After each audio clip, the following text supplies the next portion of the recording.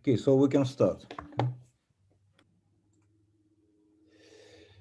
So, can we start right now? Yes, please. Okay. First of all, thank you for this opportunity to to discuss some recent work of mine and my collaborators. This talk will be based on some work with Volodya Bajanov and Gleb Kotausov. I'm intend to discuss some problem and some result concerning the density of states of certain model on one plus one dimensional field theory. That would be my first part of the talk, but perhaps the most interesting is discuss the structure, some mathematical structure behind this solution, behind the result, and it gives me an opportunity to introduce and discuss the notions of so-called reflection operators. It seems to be it's rather important structure, which is very rather general in integrable quantum field theory. So, so the second part of the talk would be about this general structure and some give you an idea about this. All right, but first start. Serежа, Yeah. sorry, you said it's one plus one, but in the title it's Euclidean. So what is the metric? Okay, so good questions, and here is the metric. And the matrix we're talking about. First of all, we should distinguish the worldsheet and target space. So first, let's just consider the matrix. And this is two-dimensional matrix. You see, the matrix looks like this. And the U and V's are real numbers, and this two-dimensional matrix. But clearly, this is a matrix which has a Lorentzian signature. And this matrix occurs in the literature in the end of 80s in the context of string theory and in few works, but perhaps the first who realized that this metric has all features of the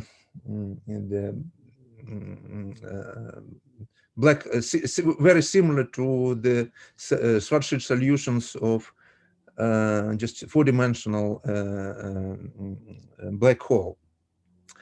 And just usual Schwarzschild solution, but in Kruskal coordinates. Indeed, if you take a look on this metric, again, this is Lorentzian metric, but it clearly has certain, well, if you draw it in a plane, right, you split the whole plane on the domain, few domains. And first of all, there are special lines in this plane, which correspond U or either U or V equal to 0, these lines.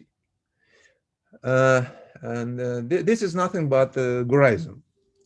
So nothing special happened at this point. The curvature clearly, there is no singularity. So like in usual black hole solutions, the horizon, it's geometrically, it's no singularity. But the lines U equals 1, it's correspond to singularity. Indeed, it's a hyperbolus in these pictures. And as similar as a two-dimensional, four-dimensional case, we can consider analytical continuations, Euclidean versions of this matrix. So what should we do? First, we need to choose the time. There are no globally defined times, but in each regions, we can, they're killing vectors, clearly, like in the domain 1, this is killing vectors. And if we would like to consider analytical continuations to Euclidean black hole solutions, then we need to just replace real time, well, in this matrix, right, real killing coordinate to in pure imaginary. So, but you should do it in the domain where the external observer live. So this is domain 1 and of 2. Well, and so the procedure actually very simple. So it's just a different complex real sections for this matrix. And analytical continuation to the Euclidean domain, it's and just a replacement. And in this case, we should treat U not as a real and V real variables, but complex one, where U complex conjugation of U is equal to minus V. As a result of such manipulations, we get the matrix du, which looks very similar. Somehow it's looks similar to the matrix on the Lobachevsky plane, but with the different powers, right? So that, but anyway, so the matrix, this now it's Euclidean signatures, and it's a simple exercise, especially well to show that the matrix can be embedded in three-dimensional, just a three-dimensional Euclidean space, and a simple exercise to write explicit formula for this embedding, describing this embedding, and the matrix can be visualized as a cigars, right? The geometry of the surface of resolutions, and it looks like a cigar, long, infinite cigar. And that is appeared in the works of, perhaps the first, this matrix appeared in the works of Hamilton in the context of the stationary solutions of Ricci flow equation. All right, and the simplest, perhaps one of the simplest solutions. Okay, so the again, so the point U equals 0, it corresponds to the tip of the cigar, and when U is large, right, we can neglect this one, and the matrix became the matrix of the cylinder. All right, but so that is a matrix, and this is a matrix for target space, and with then once we have such a matrix, we can organize the 1+1 dimensional field theory. Now, consider the kind of propagations of the strings in this background, and consider the nonlinear sigma models. I'm not going to talk about the strings. I will talk on. I'm not going to make any reductions of impose any Virasoro constraint at this point, but we'll consider just the two-dimensional, 1+1 dimensional sigma models, which is given by such an actions, right? So we consider Euclidean black hole, a sigma model, which looks like this, and Lorentz counterpart. And here H is plot constant. I include this to the classical action to emphasize that this is a classical action. And the worldsheet signature, you will always have Lorentzian. Well, it doesn't. This is not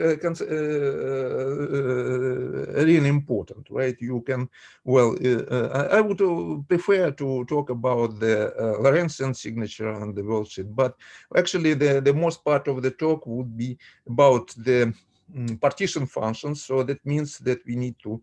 It can be interpreted as rotations of the Matsubara T as a Matsubara direction, so make a rotation Euclidean domain. But that's not well. If you in Hamiltonian pictures, you know, what's the difference? All right, but the signature it's more important than the signature of the target space.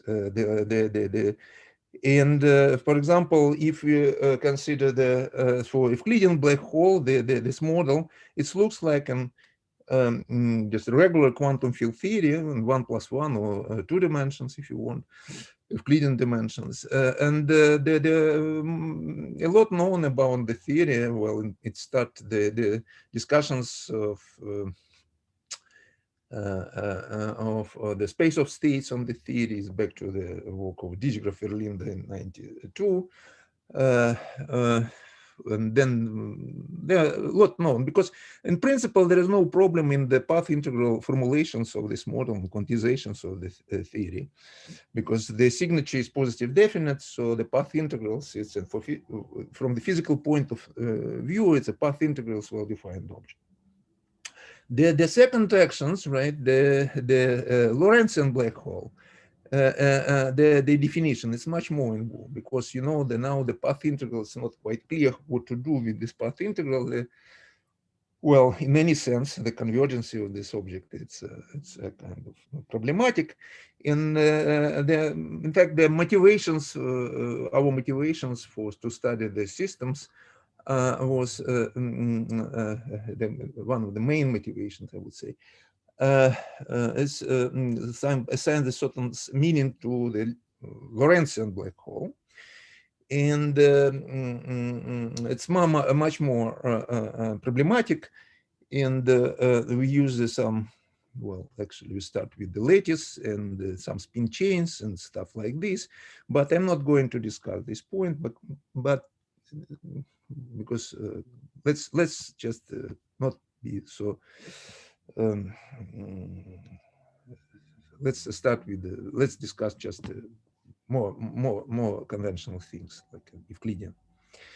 Okay, anyway, so that would be the subject of my talk, these sections. And as I said, a lot of known about this field theory, but perhaps the simplest question we can address at this point, and what are the partition functions?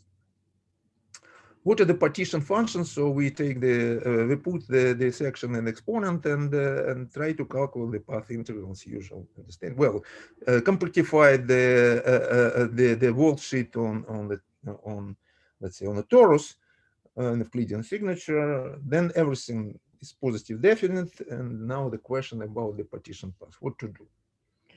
Well, but if you think about this problem, then you can, without any calculation, you can immediately predict so that there should be some problem with these partition functions. And the problem is related to the fact that model is non-compact.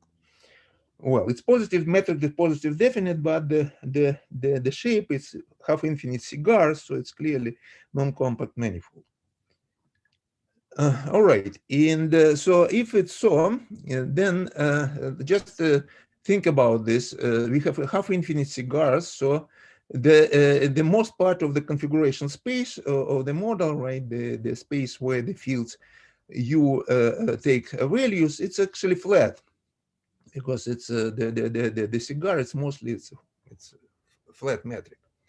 Right, so in the domain where U is very large, absolute value of U is very large, then the matrix becomes flat, and we clearly, this is a target space matrix, and we clearly have a theory, if we forget about this one, right, and if we ignore this one in denominator, then we get the theory which contains two Bose field. The Bose field alpha, which is complexified because it's a phase, right? So in principle, so this is a phase, so the value, it's angle variables, so the alpha and alpha plus 2 pi should be identified. So you have a compact boson field, and but we also have a non-compact one, which correspond to the coordinate along the cylinder. And clearly, for non-compact, and in principle, most part of configuration space, these two fields are not interact. And clearly, the contributions of non-compact field will result to certain infrared divergence. Well, infrared in the sense of the target space. So to present the exact meaning to the partition function, we should cut the cylinders and restrict the value of the non-compact bosons, right? Because it's a zero mode, so the value of zero modes of the non-compact boson should be restricted to certain segment. its length, I denote 1 over the epsilon. Epsilon would be this the regularization parameters. Epsilon goes to 0, right? When epsilon goes to 0, logarithm became very large. So this is domain for the values of it controls the domain of the values of the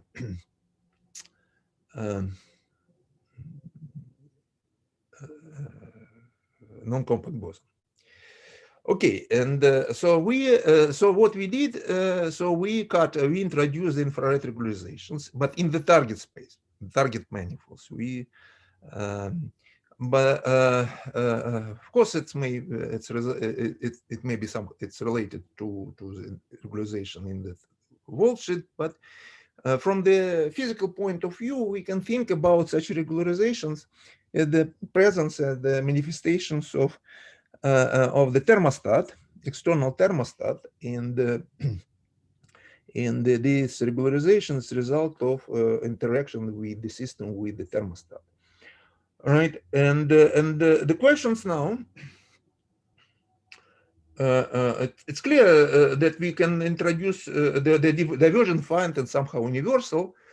So, so the finite part would depend how we precisely describe this this regularization. What we are doing. The finite part to divergent part, of course. Well, it's very insensitive to precise regularizations, form of regularization. But the final, of course, would depend. Sorry, but what is the problem with non-compact free bosonic field? Why we should regularize? Well, the problem that the partition functions is diverge. For free boson? Yes, of course, because we have a domain because of contribution of zero modes, right? So you should integrate over the zero mode of the domain. So we should it explicitly will include the integrals over the zero modes, which is infinite. Ah, okay. And zero mode is broken here because of because of the cutting of the manifold. Right. Thank you. So that is very simple. Well, there's such a divergence exists, but it's isn't just something like volume factor. Something well, volume factor, right? But but in the target space. The target space, yes, of course. Yes. Because the volume is non-compact, so it's just one-dimensional divergence. Yes, absolutely. This is a point. But my point is the regular part of the partition function would depend on precise, because you cut it and you do something on the end of the at this cut, and the regular part of depends on what you're doing. All right. And at this point, you can stop and say, okay, this regular part is not quite universal, so it's not interesting. But this is not quite true, because usually in string theory, when we're doing, especially in string theory, we would like to the partition functions. We expect that partition function is a modular invariant. Right, and so the theory, I forgot to say that the theory is conformal invariant, scale invariant, conformal invariant, not only like an usual nonlinear sigma model, the classical theory, of course, conformal invariant, but it's also conformal invariant in the quantum theory. It's still the conformal invariant is not broken, and furthermore, we can expect, we can hope that the partition function that the theory possesses the global conformal symmetries like in a cylinder, right? So it's more partition functions is conformal invariant. It's a modular invariant. So clearly, if we choose arbitrary regularization, that we meet no reason to expect that the partition function will be modular invariant. Well, and so that sorry at this moment, but when you say about quantum theory, what is actually the strict statement? So you compute some beta function, or you just present some conformal field theory, which is quantum version for this sigma model, or what you do in practice? Both approach. Of course, perturbative approach, you can show that beta functions is zero. Right. Of course, you need to in the first or at the first loop you need to include the dilaton field, quantum field, but the beta function is zero in this. So, this is exact solution for the Ricci flow equation, which is a first equation for first order of the realization group flow. Mm-hmm. And the field from the one point, and then you can define the theory unperturbatively, right? Like in coset, through the coset of the SL2R over the certain coset of Vesuz-Mina-Witten model, compact. Well, and this is exactly the model. The theory passes an perturbative definition as a coset of the. So it was well the model was all this introduced in the beginning of 90. Then after the DSCFT revolutions, this attracts some attentions because it described the propagation string and it's a pure context of bosonic string theory on ADS3. And in the work of Maldacena, Augurio, and so on in 2000, it was proposed the following expression for the partition functions. So let me just comment on this expression. First of all, you see that it depends on the Planck constant. Instead of Planck constant, I use the parameter n here, right? And this is a kind of standard reparameterization of Planck constant as a 2 pi over n plus 2. And so the Planck constant occurs in front of the actions trivially, but also here, right? So the integral principle depends on n. Then you see in this formula, you see some standard elliptic functions, Dedekind function and theta 1.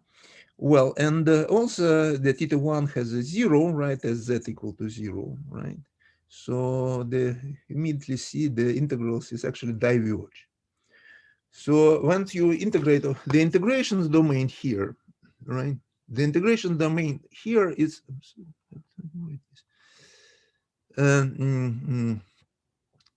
a parallelogram.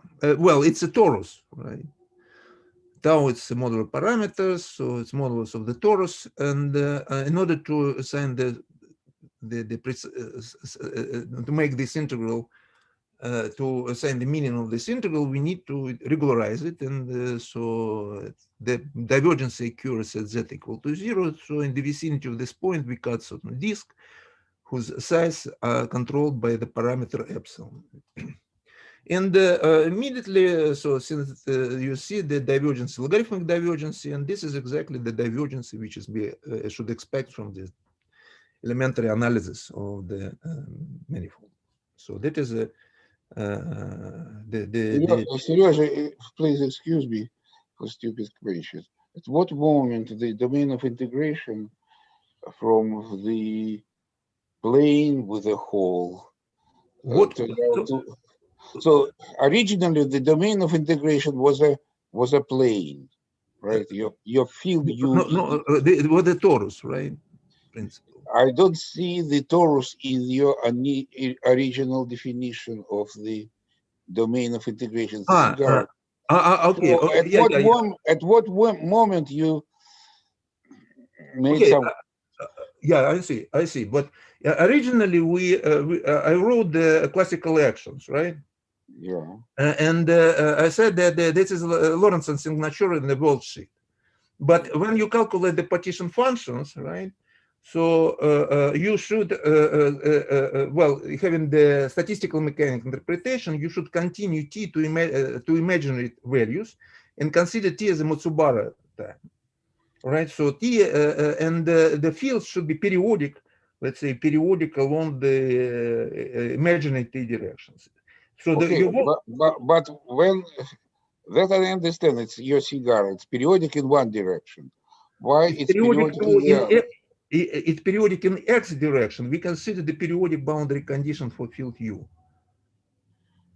Now we can, if you can, so now in classical, classical solutions, right? For example, would be the in the Euclidean versions of the worldsheet, right? X, U it's periodic field because it's a X is space coordinate, but now T it's Matsubara time, so it should be also periodic in time directions, and that you get torus. Thank you. Torus, and this parallelogram, it's represent the torus on worldsheet. And of course, you have some freedom in gluing this torus. So you have modular parameter. You can, you know, well, basically the partition functions, and so that may be interpreted. Well, the same path. You can write it as a trace over the space of states, right? With the Boltzmann standard Boltzmann factors. I simply don't see tau parameter. Tau it's a parameters which control this which this modulus of the torus, and the function partition function will be the function of the of tau. It's modular functions, modular invariant functions. So that is the remarkable features of this. Of this formal with partition functions. Once you even regularize it, the partition function would be modular invariant. So if you consider the global conformal, is it modular invariant due to the sum over A and B? It's modular invariant due to the integrals and due to the sum. Both. The each terms it's not separate terms. Of course, it's not modular invariant. You should sum over the A and B and integrate. But why this cutoff does not violate modular invariance? Well, let's return to the point next transparency. You'll see. Well, okay, I can say, okay, the divergent part of the divergence logarithm epsilon, which we have here, it's a partition functions of the compact boson and then the non-compact boson, right? And this is also modular invariant. So coefficients, this singular part is also modular invariant because partition functions of the bosonic theory. And these A and B, they come out because of this non-compactness. Okay, what is A and B? Okay, this is in my next transparency. Right?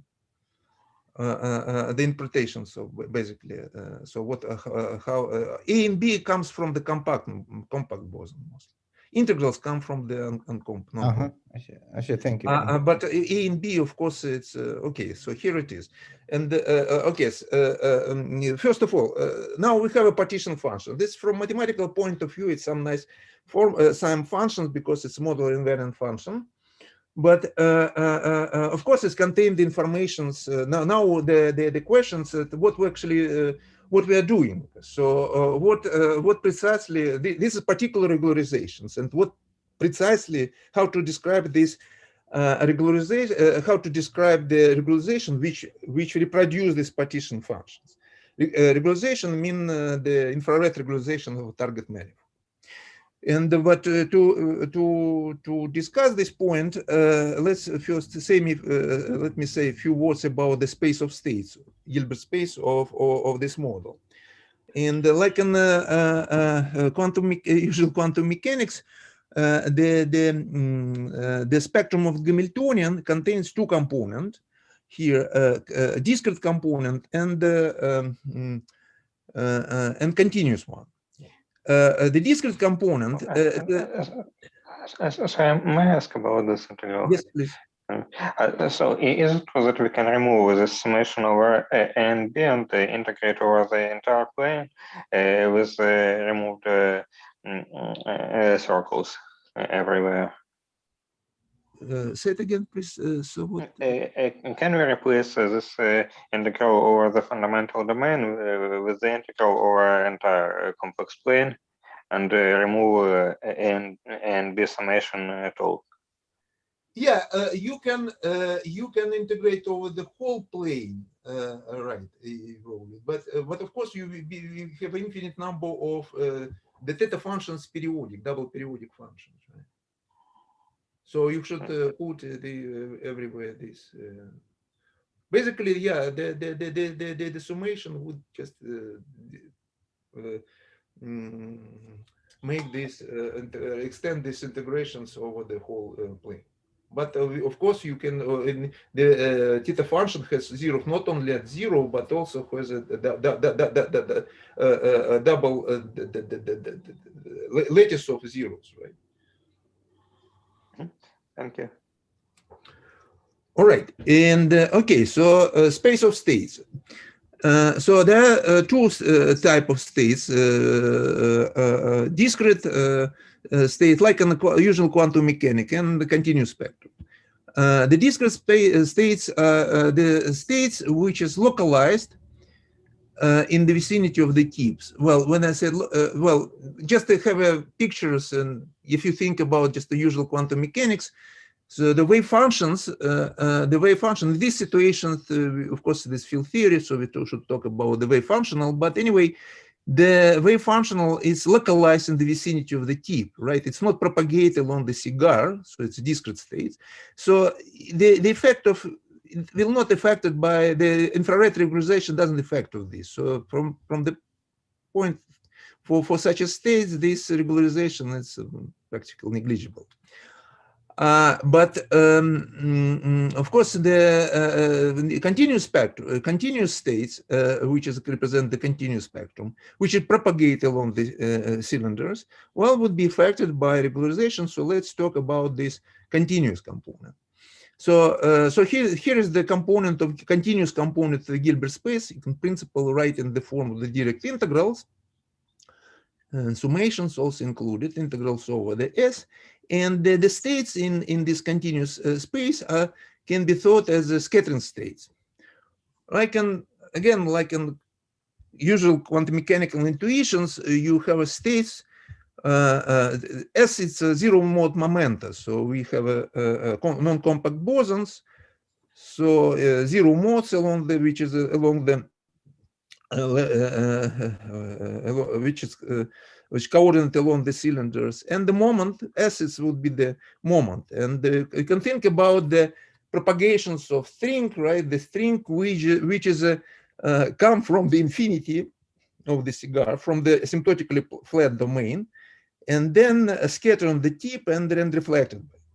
And in this problem, the scattering problem, there are a lot of integral of motions, there are some conserved quantities, so the scattering is pure elastic. For this reason, the momentum after scattering, the value of outgoing momentum, it's just opposite inside. So the scattering state, it means that the scattering state characterized not by the momentum, but its absolute value. So in this path, in these integrals, direct integral, when you integrate over the all possible value of zero mode momentum, we can restrict our attention domain as greater than zero. So it's a scattering state. All right, and then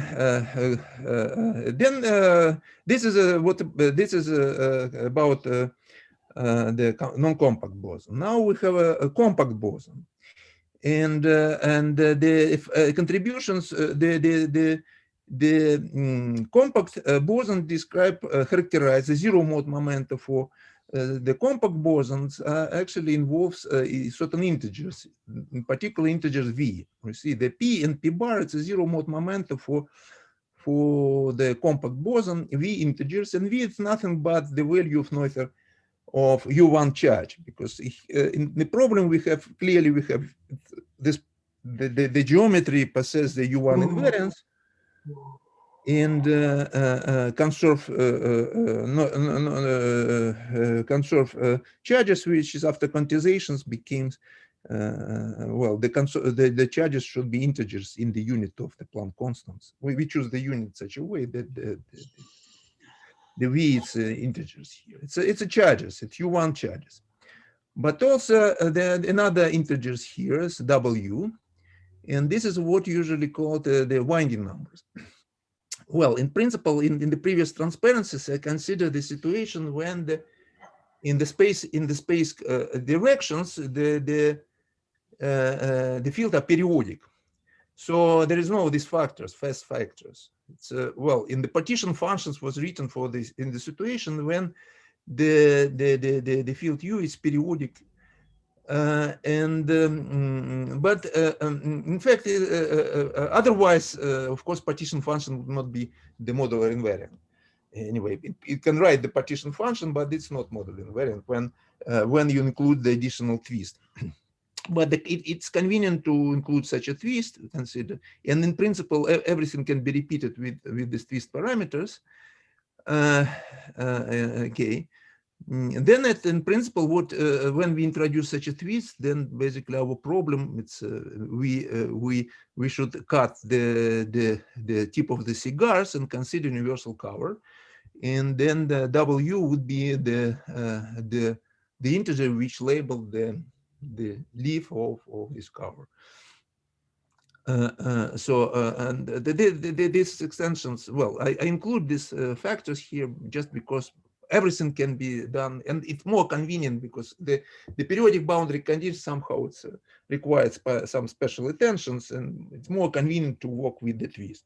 But finally, in the end of the day, you can send the k equal to 0. Anyways, so this is a space of state. And now it's clear you can see the partition functions. Well, you can see the structures in more technical details for these partition functions, because partition function, when you formulate it in terms of the space of states, it's a trace over the Hilbert space, the whole Hilbert space over these Boltzmann factors. L0, L0 bar, it's Virasoro generators, conformal symmetry here. Presence, it's just the usual definitions of the partition function in conformal field theory.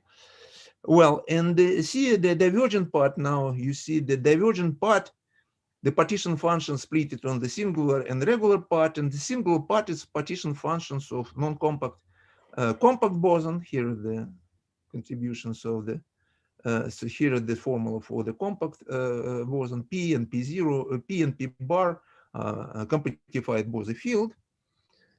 And this is a partition function for non-compact boson, and you see logarithm 1 over the epsilon. This is the eta function represents the contribution of oscillatoric mode, and logarithm 1 over the epsilon, it's a length, it's just integrals over the 0 mode. Sorry for stupid question. What is the value of C?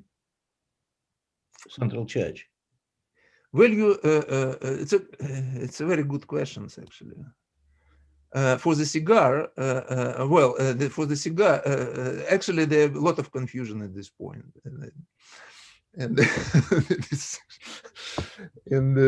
but for the cigar, which for Euclidean cigars, the central charge is taken to 2 plus 6 over the n, something like this, and at n it's a parameter. It's 6 over the Planck constant, something like this. So it's greater than 2. But where is the sign of this in lower formula? The sign of this, you see, the central charge, strictly speaking, what you measured, it's not a central charge. You measure dimension by the central charge over 244.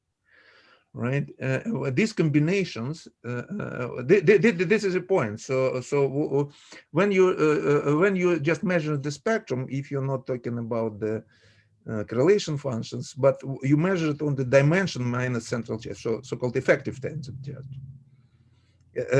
Dimensions, lowest dimension, the minus central charge over 24, and this equal to 2. And this is just equals to 2. Yeah, so the kind of central charge is not, it somehow disappeared, and there was a confusion because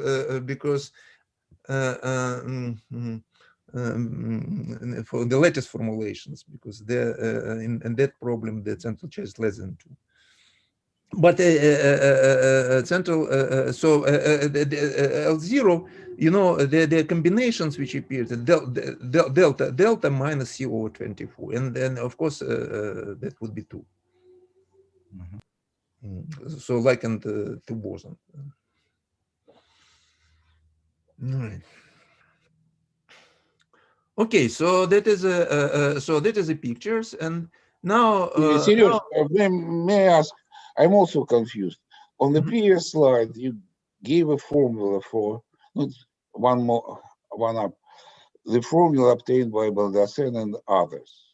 yes, So this one. this one. So what are you doing now? You want to rederive it or explain? Yeah, I would like to. This formula, it's just a given. Well, some manipulation with the path integral. Some. And now, So now I'd like it's to conjectural formula. It's from in certain sense, yes, but you know, the remarkable fact, you know, in the physical, the physical level of rigority, that kind of. no. I'm not asking about is it rigorously proved or Yeah, whatever. this formula. So it was as a result of certain manipulation. The formula. Yes, it was the result of certain manipulations with the. So what you are now Now what? some another manipulation and want to get a new No, I would like to understand this formula. As I said, the principle, this formula, it's meaningless because, in the sense, they diverge. It's a diverge integral, right? And we should define it by cutting out a small. Yes, we can do such a formal manipulation. We cut it, and a regularized partition function would be model invariant as well. But my question is, what we are doing, what actually, so what should we do in how to describe the regularization in how to for this at the level of the Gilbert space, or what going on, what we are doing on. So you want to derive this or some similar formula? Yeah, we kind of understand, not derive, but at least try to understand it in terms of the Hamiltonian pictures. What's going on with the state? How we reproduce this? We should introduce certain infrared regularization. What precisely regularization how to describe precisely this infrared regularization? But at the end of the story, hopefully before the end of our seminar, no. Are you going to get the formula of Maldacena, or you get something different? Well, it appears the result would appear in the fused true transparency. Let me just. Is it different from what Maldacena? The partition function is, of course, it's a correct function, right? Okay. The function is so can I just say that you suggest a different kind of manipulations? No. I suggest the partition. Okay, let me. Well, in the couple slides, I will. I just want to understand where are we going and what we are doing. Okay, so let me. Okay, I'm trying to. This is a point when I try to explain what. I thought that you were going to derive this formula from conformal field. No, I'm not going to derive this formula. You're not going. I see. No. So you see, seriously, it's not only I am confused. Okay, let me. Here is the transparency. Here is the slides which is explained to a question. The next slide, this is a slide exactly. Okay, so if we have a partition functions, right? Then in principle, we have an answer. We have a result for partition functions. We get obtained in terms of path integrals, but we know that partition function can be represented the trace of the Gilbert space, of the space of states. And we know that the space of state contains continuous and discrete component. In particular, we know that, so we should expect that the partition function contains discrete part, which is contributions of just a trace of the discrete states, which doesn't depend on regularization, as I said. It's a certain sum. Well, of course, we need to describe explicitly how the Gilbert space of the discrete space looks like. But most importantly, we have a continuous contributions, right? Which is depend on regularizations. We know the Gilbert space. But in order to describe the continuous path of regularization, we should actually impose the infrared wall, and which leads certain quantization conditions for the mode. Now the modes, as in usual in quantum mechanics, the spectrum of S is here. It's continuous, but to calculate the partition function, we need to introduce the infrared wall that leads to the quantizations of S, and then taking the calculations for discrete spectrum, you calculate the partition function, and then consider the regularization parameter to infinity, and you get a certain density of states. And so all information about regularization hidden in the density of states, which appears, and this is a very particular density of states, which should reproduce the partition functions. And this density of states contain the divergency, which is a divergent part is very simple. It's well expressed in terms of contains some kinematic factors, like which is a number of bipartitions of integer L. L it's a level, Virasoro level. And this is a divergent part, but it's trivial. And this part of the density of states, divergent part, will reproduce, of course, divergent part of partition functions. But we have regular part. So the density of state contains something which is finite. And it gives the finite part. And this finite, we cannot just choose it as you want.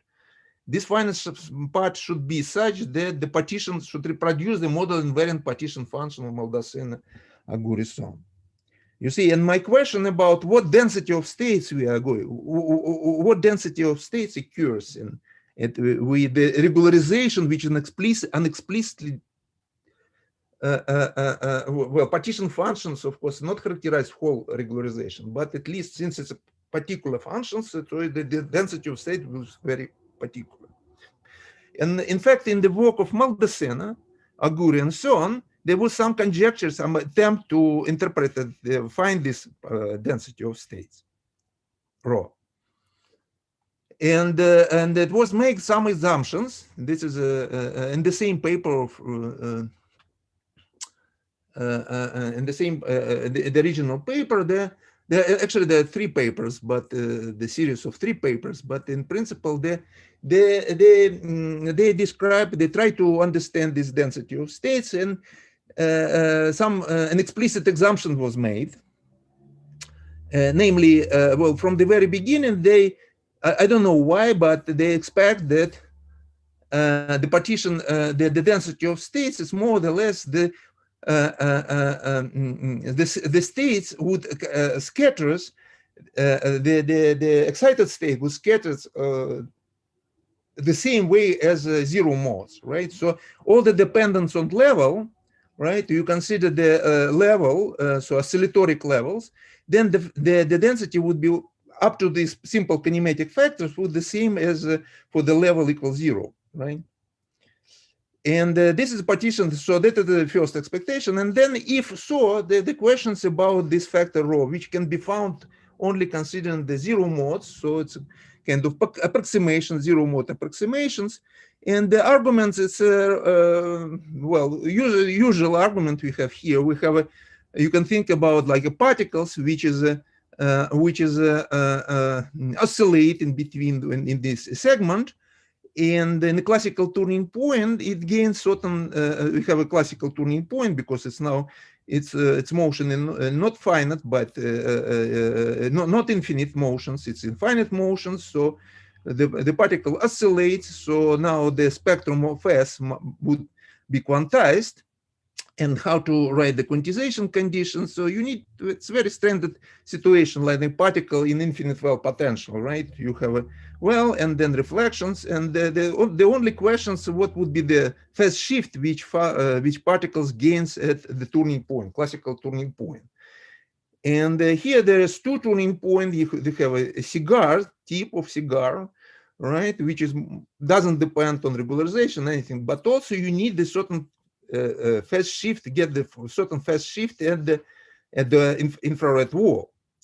And this phase, but the total phase includes both contributions. And then you differentiate, if you know this phase, you differentiate with respect to the zero mode momenta and get the density of states. So this is just a usual quantum mechanical formula, which is any textbook of quantum mechanics. It's a kind of okay, and I don't know, and then the derivations, I cannot say anything about the derivation of Maldacena-Aguri because you know you cannot they use certain they involve the Liouville in Liouville on non-critical strings, and well, and but clearly you cannot think about this derivation as a literally derivation, because they clearly can find the formula where 1 equal to 0, something which is left-hand side clearly don't equal to right-hand side. But anyway, with some manipulations, well, what it's usual in string theory, but you know, kind of, but sometimes they gain correct result. But what they say that the phase shift is given by this ratio of the gamma function, right?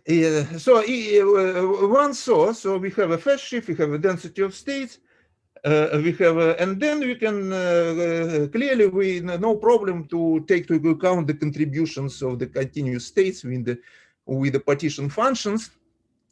All right, you write this way, so you have a density of states rho, and the character just simple characters.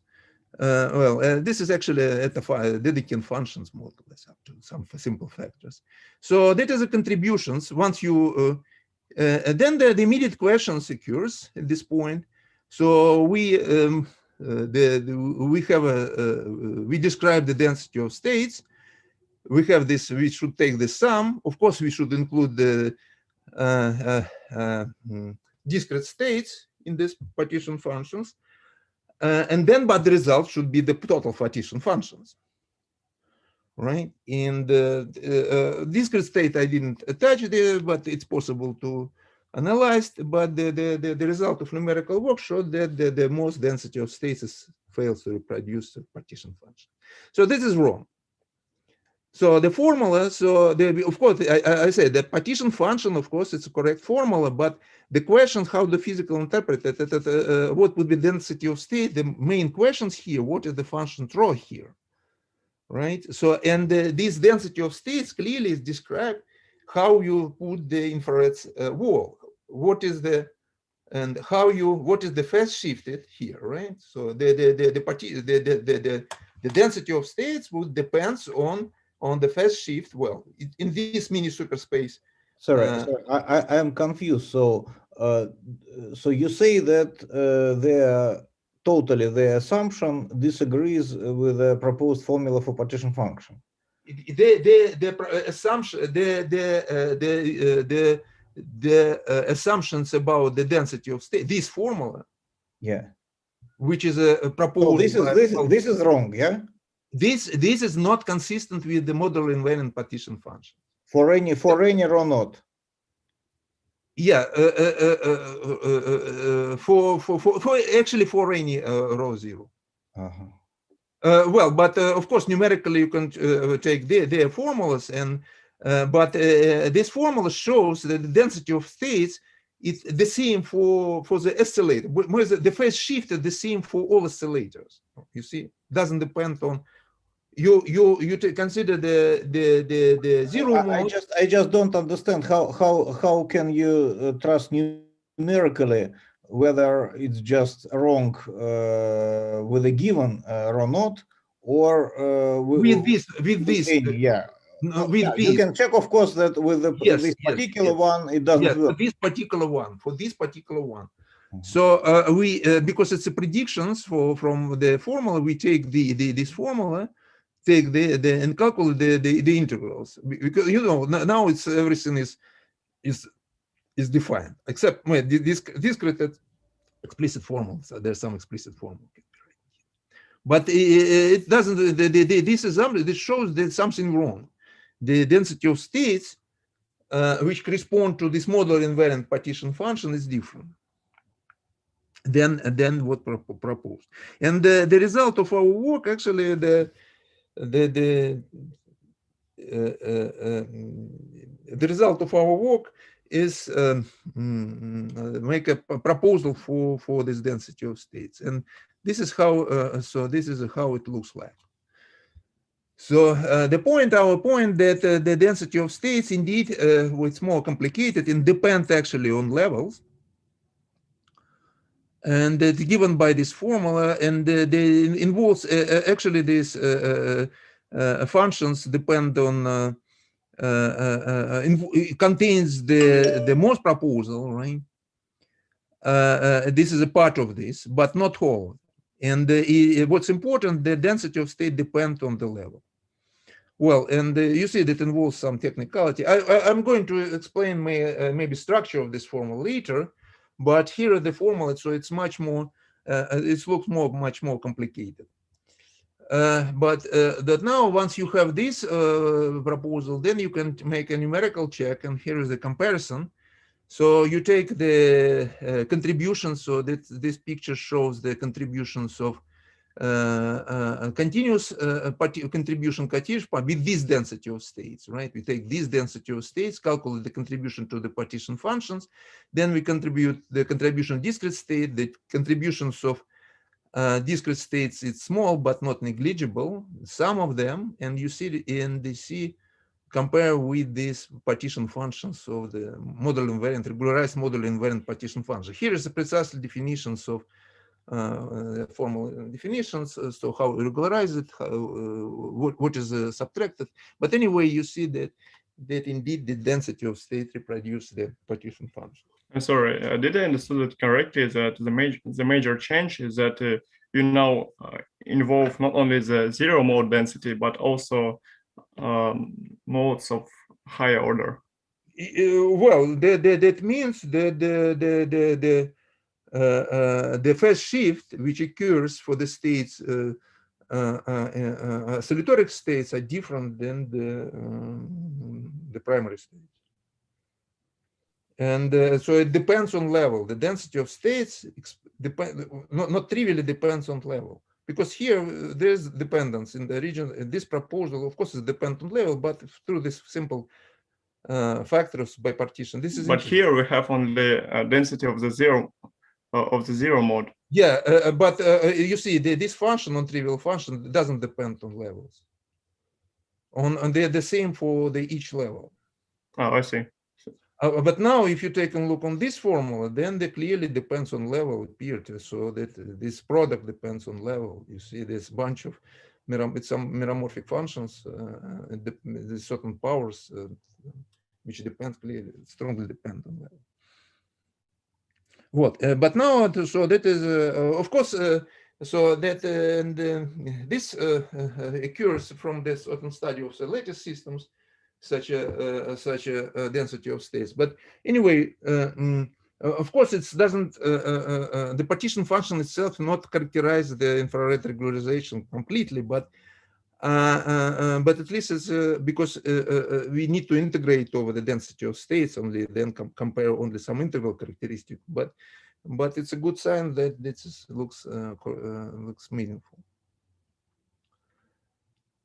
All right, and now, so that was more or less the first part of my talk, and then I try to, I'm not going to explain the derivations of this formula, but I try to understand the structures, what does it mean, and what the symbols, how to interpret this.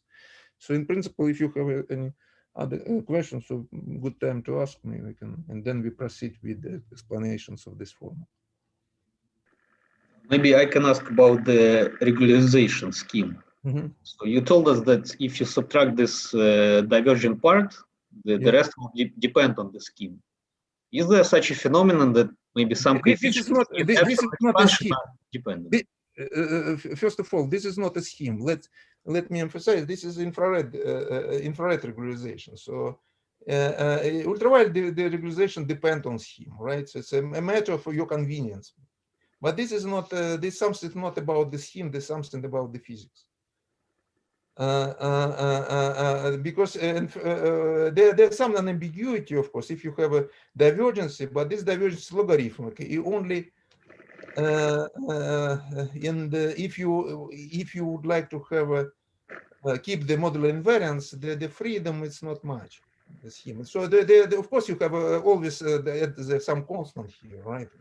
The constant here, it's a kind of indeed scheme dependent, but the modular invariance very restrictive. This is not. It's a physical question. It's not a scheme. So this phase doesn't really depend on that. Yes, if you want. So in principle, right? Any meaningful definitions of the partition, the people even doesn't discuss it at this point because it's triviality, in the sense that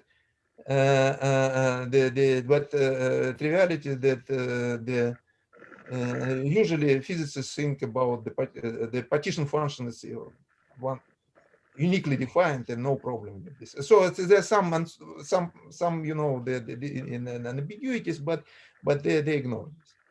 So, for example, if you take a look on the paper of Maldacena, Aguri, and so on, they just very briefly mentioned this, but without any concern, real about that something more maybe some problem. So this is not UV regularization. This is physics. This is infrared, and it's always involved with physics.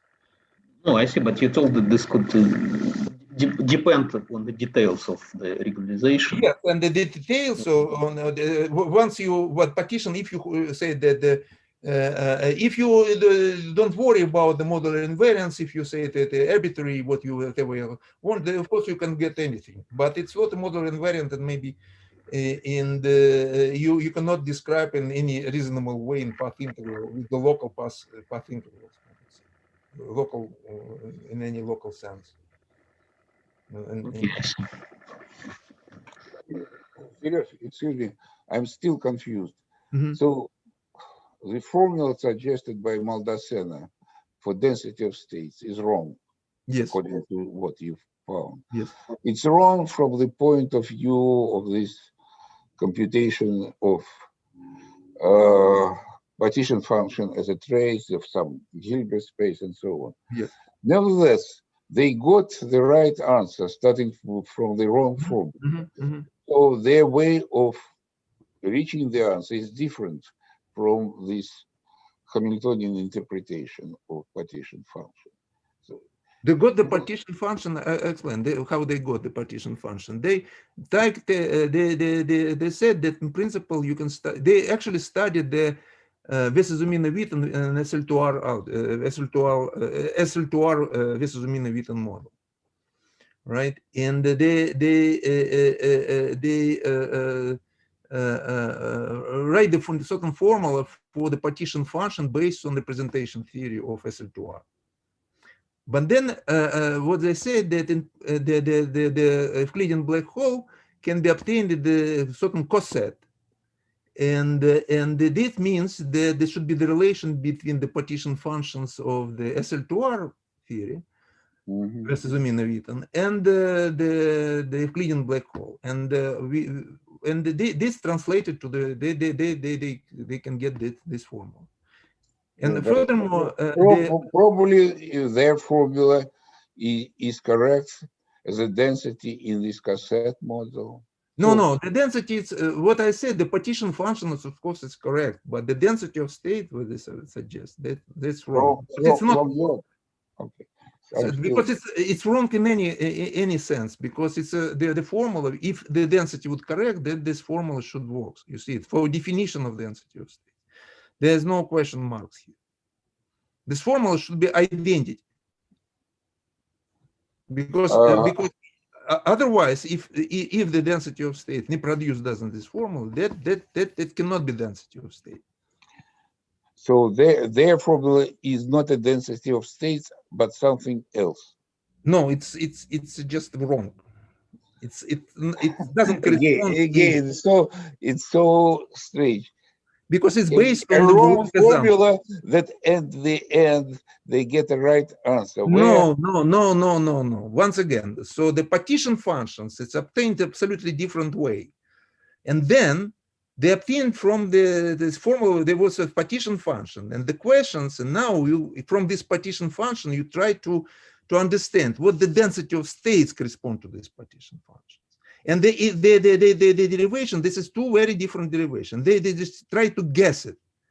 And based on the certain assumptions. And the assumptions just was wrong.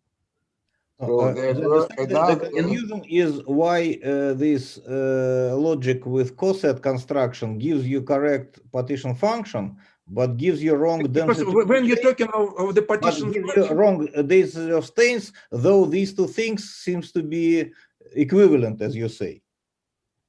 Yeah, so you say that they use some representation theory, and then extract something via coset. It's more or less ideologically the same as constructing density of states. No, Why not it is quite. different? Not quite. Well, again, I would say, of course, the density of state, they're not discuss any density of state for the cosets, for the partition functions. And strictly speaking, most of the argument was a semi-classical argument, actually. If you take a look on this formula, you see that basically it's a kind of one loop calculation, because this kind of instant, you see the classical actions, right? The Planck constant occurs only, and the sum prefactor, and then dependence of n, it's very simple. So they basically anyway, the kind of based on they use the semi-classical analysis. There was not a rigorous derivations in this sense. Okay.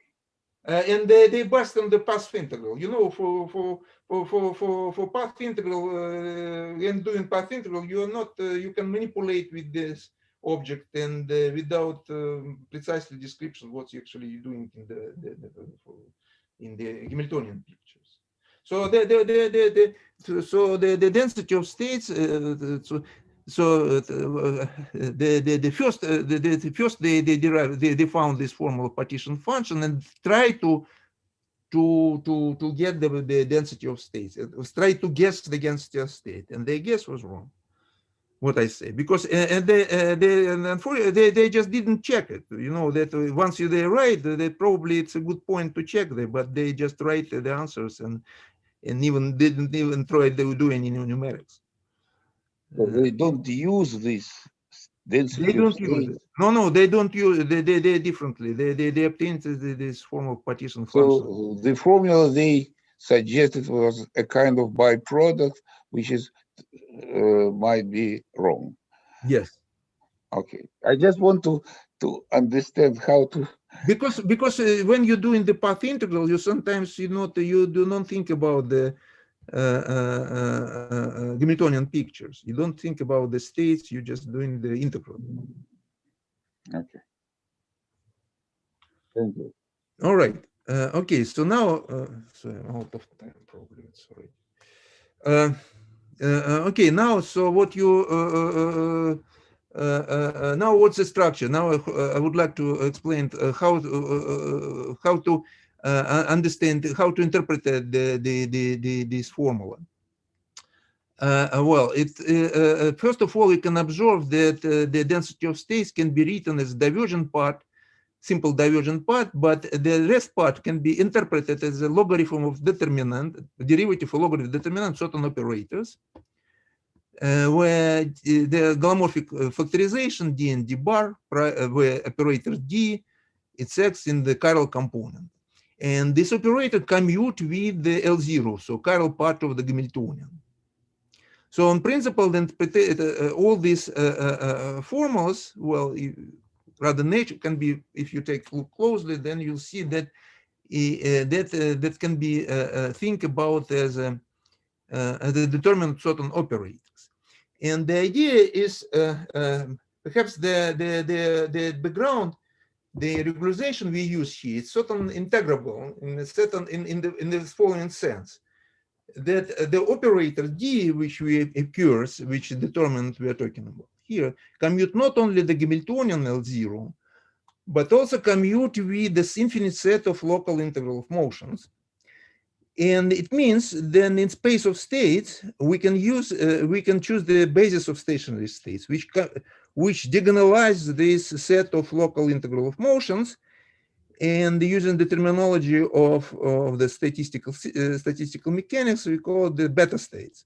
So the beta states, it's states which diagonal, which is a common, which is eigenvalues for the commuting set of operators. Right? Again, Serежа, I'm not very familiar with this stuff, but is this local integral of motion coming from the Palmyre yes, representation for sigma model? Yes, this is exactly the local integral of motion, and we are going to talk about this. So, but first, just to try to explain the logic. So that the following picture. So this is determined certain operators, and the operator, the characteristic features of these operators, this compute of the local integral of motions. So actually, this is also integral of motions, but non-local one. And it can simultaneously diagonalize with the local integral of motions, right? If you choose the certain basis in the space of states, then which diagonalizes a local integral, then the D would be diagonalized in this basis. So the state would be characterized as a certain phase shift, which is a total phase. And for each state, we can write the quantization condition similar how zero modes, right? So it's just the quantization conditions, which exactly the same picture. So that is looks like the same as for the zero modes, the logic of mini superspace approximations here. But now we can use the same quantum mechanical arguments, but for all states, not just for the approximations. And of course, this resembles the angle action variables in classical mechanics, right? Separations of variables. So we kind of introduce the basis, introduce the set of generalized coordinate and momenta, which is dynamically the independent, the dynamics independent. So the beta states in this sense, well, basically, that would be analog of this state, but of the angle action separation of variables. But of course, it happened. So what are actions and what are angles? Integral of motions would be the integrals of motions. Well, the actions would be built out of integral of motions, of course. But the phase of the wave functions, of course, which will in time will evolution in time described by the simple flows. Because it's diagonalized this state, so any evolutions which involve the Hamiltonians would be just the phase factors for the states. All right, but D, it's integral of motion would be, and D would be integral of motion. All right, and that basically I try to explain how this operator D, which appears, so how this integral, so it's an integral of motion, it's commute with the Hamiltonian, commute with the local integral of motions, but so it's also integral of motions, but it's a very special one, it's not local one. And let me explain how it occurs, and it happened in very general, it's a very general quantum field theories situations. Okay, but first let me say a few words about the local integral of motions, not about the reflection rate, about non-local. So if you consider the quantum field theory, then usually integrability assume that exists the infinite number of continuity equations where T is certain tensor densities. You can use the advantage of the Lorentz invariance and introduce classify this tensor with respect to Lorentz group in 1+1 dimensions. And then the equation became the equation of this continuity equations looks more simple. S, you see these integers, and S+1 means the tensor density has a Lorentz spin S+1. Okay, so you have a continuity equation, then we assume that they have a periodicity, impose the periodicity for the local density. The field may be not periodic, but the densities, if you assume the periodic, then we immediately can construct the integral of motions. So the integrals take the cylinders, which is our worldsheet, Minkowski worldsheet, for example, or Euclidean worldsheet, whatever. then the integral doesn't depend on the time slice we choose this integral, right? So it means you can move this integration contour in this formula along the cylinder, so the value will not change. So it means that this is integral of motion, doesn't depend on time. And usually also we should assume that the operator are mutually commuting set of operators here. All right, and but this is for general quantum field theory. Then principle we can in general we should expect the theory possesses a correlation length, certain scale, and then we can take this theory and consider the ultraviolet limit. So usual picture, and due to usual picture, which is especially well, it's standard picture in actually randomization group. Then we have a ultraviolet fixed point, and quantum field theory, it's a perturbation of ultraviolet fixed point. Now we're going back. We consider the limit when the correlation length goes to 0. And the integral of motion, which we have in the massive theory, with the theory with the correlation length. And so these equations, theoretical equations, in the conformal limit, the right-hand side of this equation disappeared, and we have some galomorphicity conditions for the local densities. And as a result, when taking the limit, ultraviolet limit, we get from starting with the integral of motions for the massive theory, we get certain integral of motions in the conformal field theory, which we build out of the local density. So this is the local density of conformal field theory. And then the problem, for example, we can address the problem about the diagonalizations of the operators, so the calculation of the spectra of the local integral of motion, conformal field theory. And this is a much simpler problem than for the massive theory, because now the space of states of conformal theory can be classified, usually classified in terms of the conformal algebra or standard conformal algebra symmetry. And so the operators, local integral of motion, would be certain operators which belong to the universal enveloping algebra of standard conformal algebra, like maybe some completion. Sergei, excuse me. You freely switch between two pictures. Yes. In one picture, you compactify only one direction, x1. Yes. But before you told me when you're computing partition function, you should compactify the second. So you should be not on this cylinder, but on. Yes. Yeah. But on the cylinder. Yes. Yeah. So for partition functions, if you start with the Hamiltonian picture, we consider the kind of space direction which is compactified, right? But for path integral, we should say, okay, our time should be imaginary, and furthermore, we should take the integrals over the field configurations, which is periodic also in imaginary time direction. This is standard Matsubara picture of the statistic. Oh, I'm asking because if you are on the torus, the equation of for equation of motion that dz or something equals 0 means that t is not a function of z bar, but it's a constant because there are no. Yes, of course, but in path integral we should take the contribution of all field configuration, not only the integral of motion, not only the classical solutions.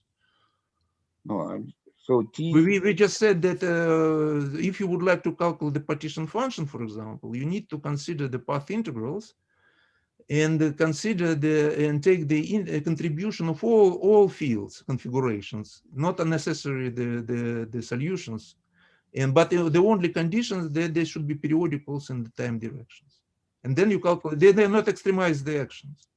Okay. Can you just say that torus appears when you compute partition function? The partition function by taking trace over the Hilbert. This is just rewriting of the partition function, the trace in terms of the path integral. And it's required the analytical continuation in the imaginary time and consider the configuration which is periodic in the imaginary time direction. So this TS+1 conformal field theory where it is defined. It is defined on No, the torus or on now the we're spherical? talking. Now we are talking about the Hamiltonian picture. So now our operators are defined. We consider the operators which is time is fixed. So our fields operators are periodic. Let's say the density periodic on the space directions. But not periodic in x2. So you are dealing on they are not of course periodic in that.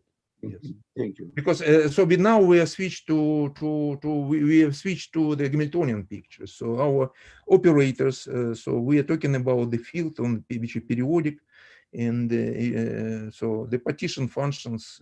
So this is the usual Hamiltonian pictures. And operators E, so this is operators. Now you can consider dependent. They are not. This operator doesn't depend on the time direction, and as I said, and this the integral of motions, right? So we are doing here. We are talking about the Hamiltonian picture. Sorry, maybe indeed I didn't say it somewhere beginning, but this is a point. So the calculation of the partition function in Maldacen-Guriu-Son work, it was based on the manipulation with the path integrals, I would say. And no clear, well, not quite clear what they're doing in the Hamiltonian picture. And this was the result of the problem with the density of states. All right. Now, now we have the operators such a certain so with a set of integral of motions, taking the ultraviolet limit, we get the commuting certain integrable structure in conformal field theory with this procedure. This is a picture how to get the and introduce the integrable structure, so a commuting set of operators in the space of representations of conformal algebra. Well, and the typical example for such a picture is, of course, it's Sine-Gordon. All this business occurs when the quantum field theory occurred for study of this model. Sine-Gordon or Sinch-Gordon. So that kind of probably good point to take a look on this. So this is an action. It's classical integrable field theory. It possesses infinite set of local integral of motions, which is written in terms of the field phi, for example. It has this form, and they labeled the integral of motion labeled by odd integers. Usually, in classical mechanics, when you're doing from the point of view of the integrable hierarchies, these integers are labels labeled the times, right? The commuting flows, the times along the commuting flow of the Hamiltonian flows. So the times in this integrable hierarchy take the labeled by the odd integers. So this is a positive time. This is negative time and the Hamiltonian, for example, is sum of the E1, E bar 1, or if you want, I minus 1 negative time, and the momentum is difference of this. All right, and but this is not this is a usual picture. This is usual local integral of motion, but this is not whole story, because now if you let's think about the ultraviolet limit in more detail. So what happened to ultraviolet limit? Then formally, this mu is proportional to RC. RC, as I said, goes to infinity. You should neglect this cost. And that's it, right? It looks like the ultraviolet limit. In the ultraviolet limit of Sinch-Gordon model, you get just the free bosons. But this is not true, because the potential here, it's not bounded. And it doesn't matter how small you choose this parameter mu, the domain of configuration space where the cost became very large, and the potential terms would be important. So we have the following feature. In ultraviolet limit, the potential looks like it's almost zero everywhere, but then it's starting on the certain segment which depend on R. But at certain point, the exponential world will grow, right? Because cost should be replaced by exponent, and as a result, if you focus our attention on the domain of configuration space where this phi is large, then you get the Liouville. Furthermore, we get the two Liouville's, right? So you have two Liouville worlds. All right, then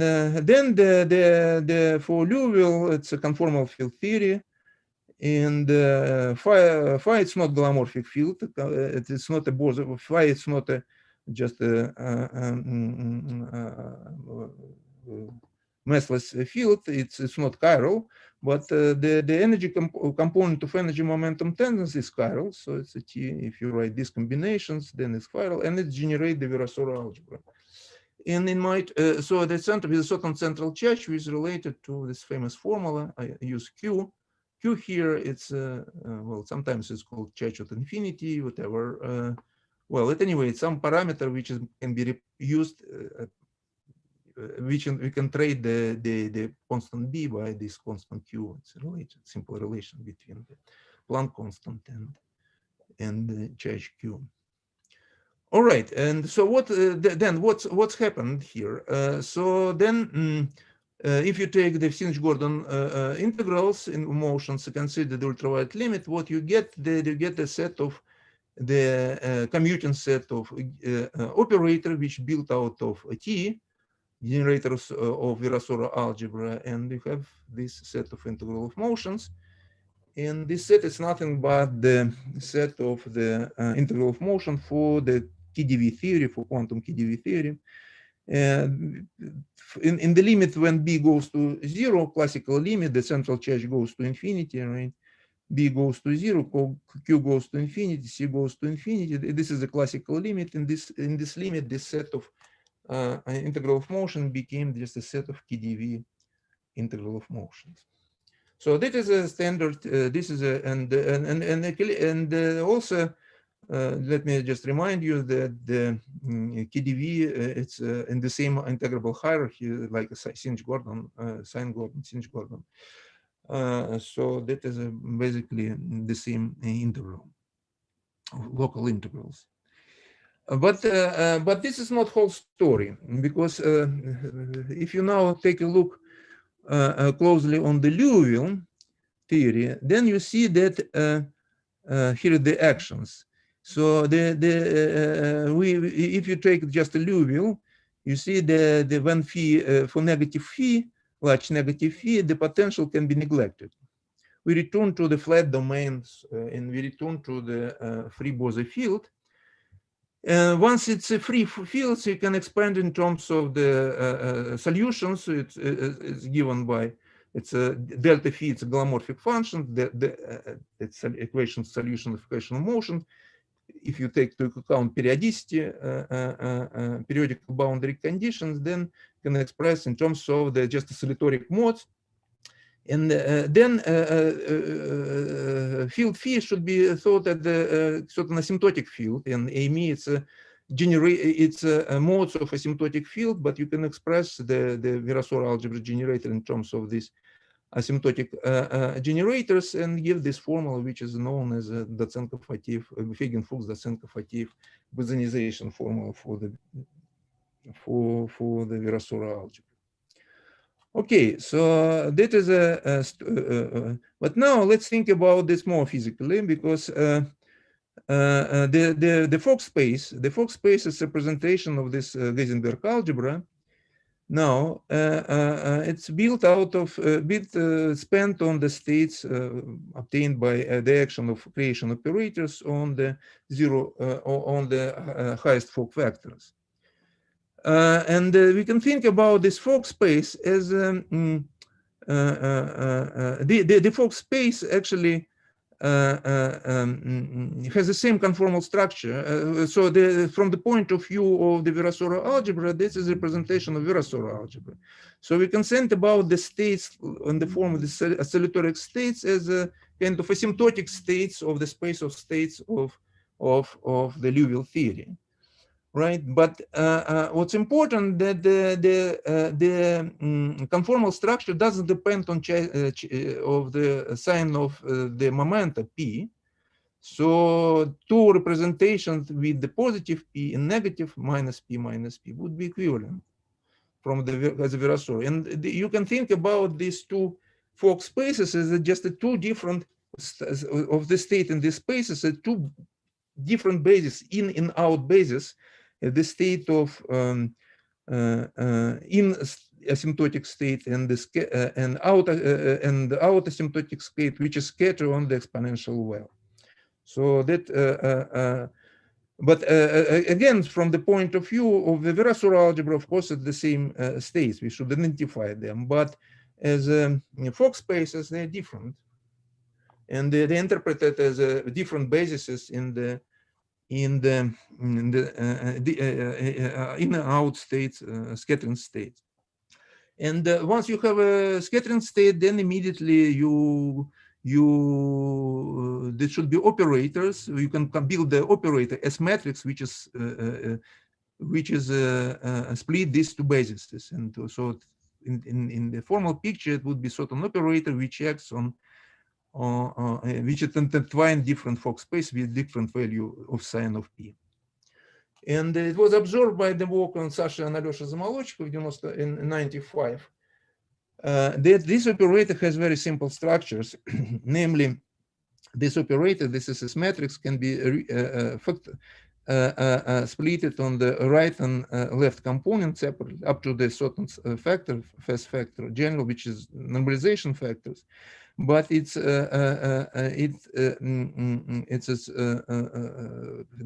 golomorphic factorization left and for so s small s hat, it's operator acting on the Fock intertwiner, which intertwine the space fp and f minus p. And once you impose the normalization, this operator defined fully defined conformal symmetry. You can build this operator easily, explicitly. It's very simple procedure, the very simple procedure to construct this, explicitly describe the action of the operator. Not, you cannot generally describe, but at least level by level in the Fock space, you can construct the matrix of these operators. Okay, but let me emphasize that this matrix is this matrix is nothing but it's involved only the conformal structure. There is no any integrable structure. Where is the integrable structure? And here, in order to get the integrable certain relation, integrable structure, we need to return to the Sinch-Gordon and consider. Remember that we have two potential wells here, and then. So, one of the Liouville matrix will describe the scattering on the one barrier, Liouville barrier, but there is another barrier where phi is replaced by the sign of phi. We should replace. For this reason, we introduce the certain intertwiner, which is intertwine the space fp and f minus p. It's very, very simple. Just flip the sign of the oscillatoric mode and the zero modes. And then the operator CSLC will describe the scattering on this wall. And finally, in Sinch-Gordon, we can build the operator product of these reflections of the reflectionist matrix. And what's important that this operator would commute with the local integral of motions. So that would be the certain integral of motion. And this is but you see, this is squared of the some operators have introduced it, just for technical reason. It's a C times SL minus pair. First, I got it reflection operators, and this operator would commute with integral of motion. It's important that the operator acts in the Fock space. Because each, there doesn't have much sense to diagonalize the Liouville matrix because it's acts between the intertwiner and as well as C. But the product of these intertwiners would act in the same Fock space, and then we can, for example, ask the questions, and this action would commute with the action of local integral of motions. And the spectrum of this operator was calculated. Now we work with the Gleb a couple less than 2 years ago. So, but this is in some integral of motion, which is not quite evident from the point of view, just a classical point of integral of motions. All right. And so you see what, so here are some lessons. Before I proceed with the, probably I should finish it already. But the point is that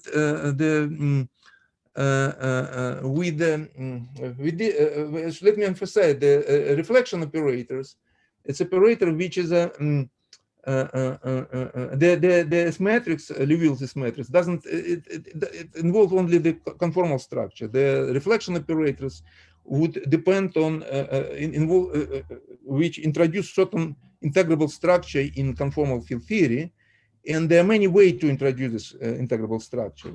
For example, typically, if this integrable structure occurs from the integrable equations, classical integrable equation, for example, together with the Singe-Gordon equation, there exists another integrable hierarchy, which is well, equations with the sections Gibert-Chabat bullet dot. It looks like and similar like an two Liouville's, right? So it's sum of the two Liouville. But the integral of motion in this, the conformal structure absolutely the same Virasoro algebra. If you take the ultraviolet limit, but the commuting set of operators in the integral of motion would be different. In particular, the times S would, as I said already, they label the times, so the local integral of motions or the times of commuting flows.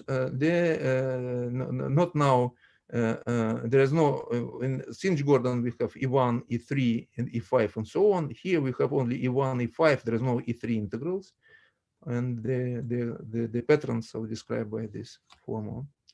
Well, but now if you understand how it works for the Singe-Gordon, it's easy to construct reflection operator for the Gibert-Chabat model, because clearly what we have here, we have two Liouville's, right? And in each, again, with the same logic, we can consider the scattering out of one Liouville well, which are described by the one Liouville reflection Liouville S matrix, and another S matrix, which describe the reflection on the left Liouville well.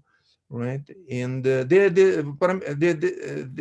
both Liouville, but the parameter is different. The relations, this reflection matrix depend on Q, on coupling constant beta. But in the first case, Q it's just is previously B minus 1, and for the second Liouville it would be this one, because now the Planck constant you see replaced here the transformation B over. So the corresponding Q is different. All right, so that is a story. So you have this, you can build the operator which commute with the local integral of motion. Sorry, but here just very short question. Here, do you expect there are more nice non-local operators? Or yes. For Singe-Gordon, well, it seems there's no any other local any other useful integral of motions. But for Singe-Gordon mode, there are another non-local integral of motions. and how do you know this in advance? How do you know how there are no other integrals of motion? Because the point, well, in advance, in principle, all this for all this this is only part of the story. In principle, you should be able to compute the transfer matrix, for example, right? First of all, the integral of motion generated by transfer matrix, and to better to say to be generated by the Q functions, Q operators. And we see that they can be constructed for all these models, and Q operators, then you analyze the asymptotic the integral of motion occurs in the large lambda expansions, expansion of the spectral over the spectral parameters. You generate the local integral of motion and any other integral of motions, and then you analyze the asymptotic and see there is no any others, except that for Sinch-Gordon. No, it seems to me that you have two different sets of integrals of motion. One for big lambda, the other is for lambda equals 0. Actually, there are two sets. Yes. And what you are saying that there is just one operator that connects to infinity. No, I would say, of course, there exists the families, the whole family, transfer matrix itself, which depend on continuous parameters, right? It continuous parameters, so in principle, you can generate, you can take any point on spectral parameter, expand it in terms near this point, you get some coefficient, they would be commute. But of course, there's nothing special with these coefficients. The local integral of motion, remarkable features of local integral of motions, they're integrals of local densities. If you take any other point on transfer matrix and start to expand it, you get some mess. No, for Fine-Gordon, there are two infinities, lambda 0 and lambda. Yes, and the one infinity would generate the integral E1, E2, E3, or E5, another one E bar. This is just another chirality. Yes, but what I am saying, and there should be one transfer integral corresponding to how to connect these two infinities. Probably yes, and in the certain, you're right. In the certain sense, the reflection operator, that is something which is E0. Yes, that's what I'm saying. But to be precise, it's a derivative, logarithmic derivative. Yeah. It's some logarithm because you integrate your integrals along a path from one infinity to another. Yes. Something like that. This is some operate for Sinch-Gordon. Yes, it somehow this operate, but in classical, I don't know quite how to define this, how meaningfully define this object in classical theory. But in quantum, it's rather simple, as I explained. It's just a scattering. But here, in the expression on this slide, you don't have any transfer operator, right? Before you see this transfer operator in the sense they have we have a two. We are talking about a kind of target space, not in. What do you mean transfer? I not quite understand. When you had Sinch-Gordon, you had also two exponents, but with similar, 2b and minus 2b, and you had some operator C, which appeared in the combination with this SL. And here you don't have any C operator. Yeah, we don't have a symmetry. C is Z2 symmetry. Describe the Z2 symmetry of this wall, right? You have reflection. So you can introduce C. For this reason, reflection operator is square of something. So we can write as a product, but it would be squared of this one. So more kind of squared. Here there is no such a. It's not a square of anything reasonable. Yeah, it's not a square, but there it was a square of C times SL, and here it's just a product of two SLs. So why there is such difference? But they are not commute with the local. If you consider so this operator is commute with the local integral of motions. If you try to introduce any C's here, then you immediately broke this commutativity. It would not be the local integral. It would not the integral of motions. So this you're right. All these objects would be reflection operator in principle, right? Which describe the product S and times S. Principle this of reflection operator product of time S and time Y. But you can write this product as a squared of something, which is involved C. But only in the case of the Sinch-Gordon, because of Z2 symmetry. In general, no.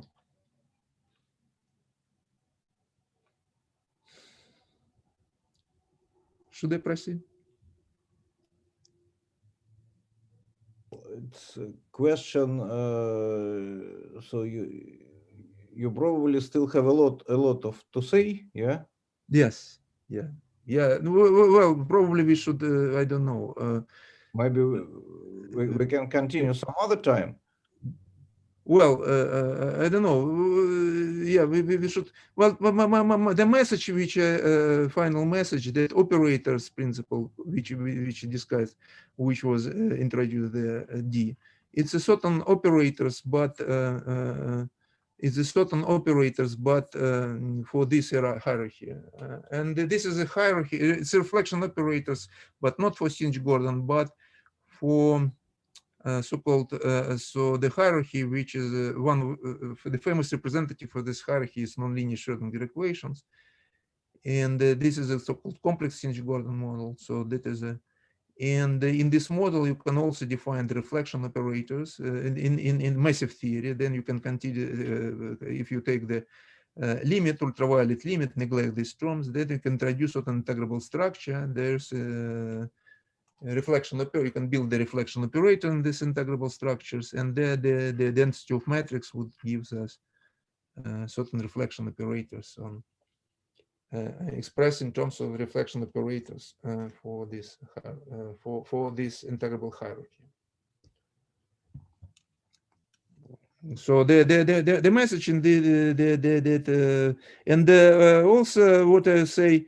This reflection operator, of course, the people who are doing that, let's say, it's a very common object in whole integrability. And the people, for example, who is doing the studying the Pinlevé classical mechanics, Pinlevé or equations, they are of course familiar with this. And there are some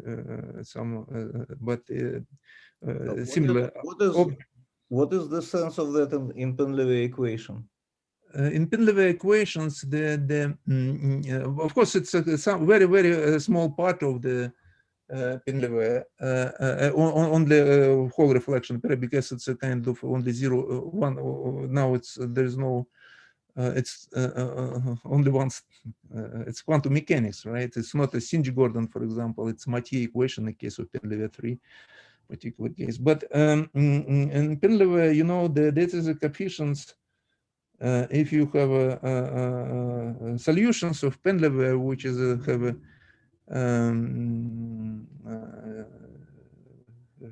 singularities, right? Not apparent, not. If you, for example, Pinlevé, let's take about the Pinlevé 3. So it's a more or less Sinch-Gordon, right? But a radial symmetric Sinch-Gordon. Then you have a solutions and which is has a logarithm behavior at zeros, and then the coefficients, subleading coefficients which appeared in this logarithm. And basically these coefficients, it's a eigenvalue of reflection operators, logarithm of reflection operators, and this is for Pinlevé 3, and here for Pinlevé 5. This model is related to Pinlevé 5, of course. You know, that would be somehow there is no the one of the reflection operator would be related to this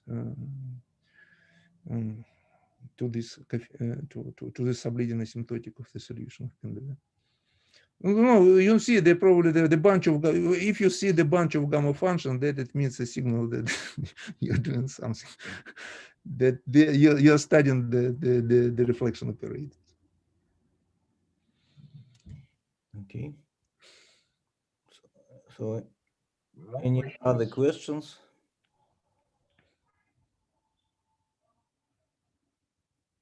I've already asked a lot. I have more, but I will postpone there for maybe for the later case. Yeah, I'm sorry. Sorry, may I ask? A lot of time.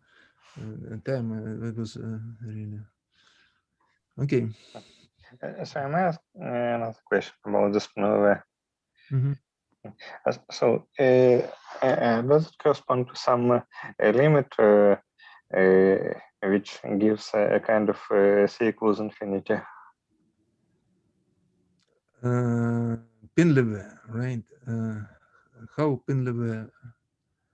You see, let me the Penlever, perhaps you know that the Penlever 3, let's say, the Penlever 3, well, particular case of Penlever 3 actually, it's related to the Mathieu equation, to quantum mechanics, right? Hello? Yes. So the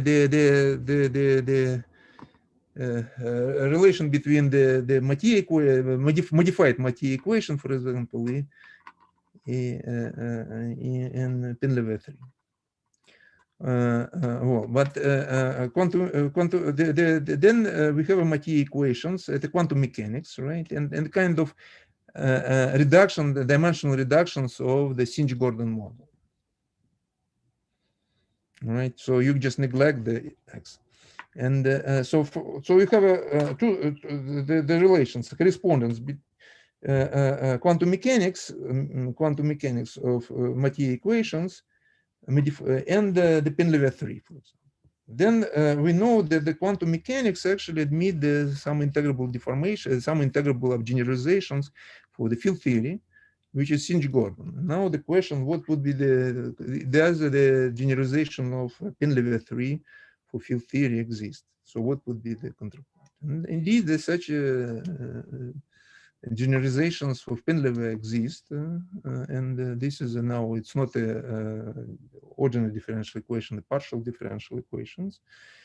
And for these partial differential equations, then in the Singe-Gordon, we have a reflection operator, stuff like this. Then all of this has some manifestation in the field theory counterpart of the Penlever 3. And then you can back, for example, if you understand well what's going on field theory part, then you can back to the Penlever 3 and then see all the structure and how they manifest themselves in for Penlever. So there, you see, I should emphasize that the Penlever 3, Penlever, it's just you know, it's very it's just a very small part of all business. Of all these structures, even from the point of view quantum field theory. So like in quantum mechanics you have a equation, but you have a quantum field theory, like then the similar than Penlever, you have a ordinary differential equation, like in second order, like we can think about it like a Newton equations, and there are analog of this Newton equation, there would be the certain partial differential equation. Yes, but what happens on this way back from field theory to quantum mechanics? Because in the quantum mechanics, this spectrum of Mathieu can be described either by C equals infinity conformal blocks or C equals to 1, and not arbitrary C. So what happens with the central charge when we try to go back? What happened with the central charge in the class well, I'm talking about, of course, a classical limit. Central charge goes to infinity, right? Not C equal 1. They're actually related. Sorry. They are actually related. Yeah, they're related.